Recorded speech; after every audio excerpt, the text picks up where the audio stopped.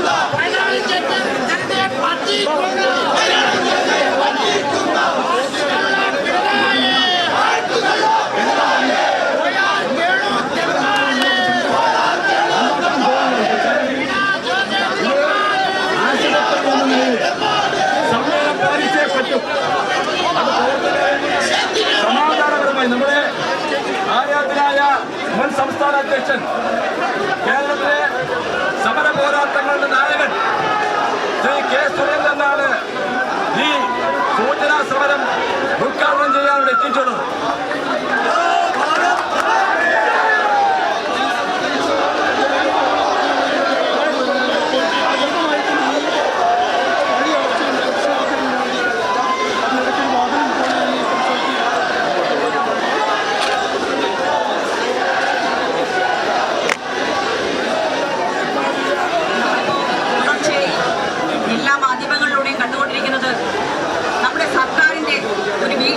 വളരെ ഗുരുതരമായ ഒരു വീഴ്ചയാണ് ഇപ്പോൾ കണ്ടുകൊണ്ടിരിക്കുന്നത്.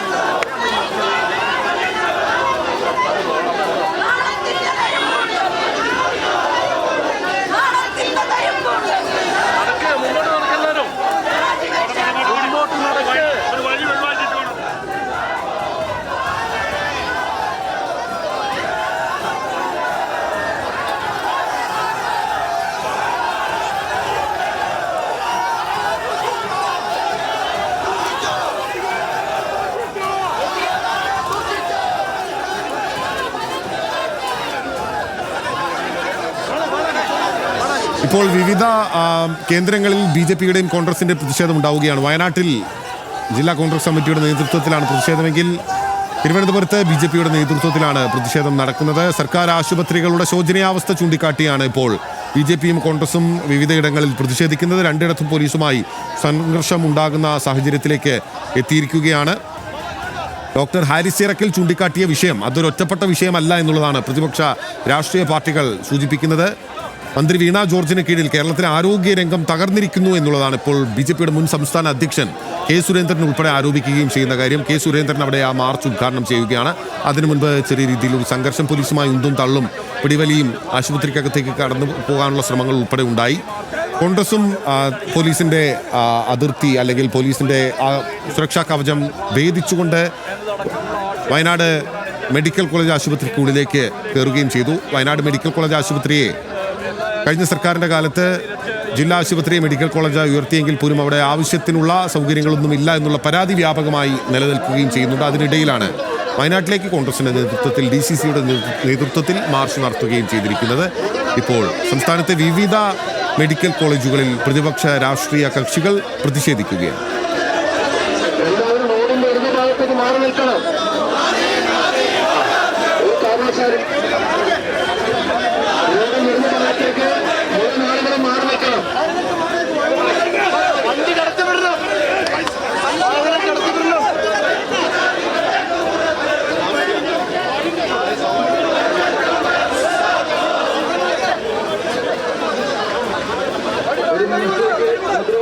വെച്ചിട്ട് റോഡിന്റെ അടുത്ത സൈഡിലേക്ക് മാറി നിൽക്കുക. വഴി ഒഴിവാക്കി നിൽക്കുക.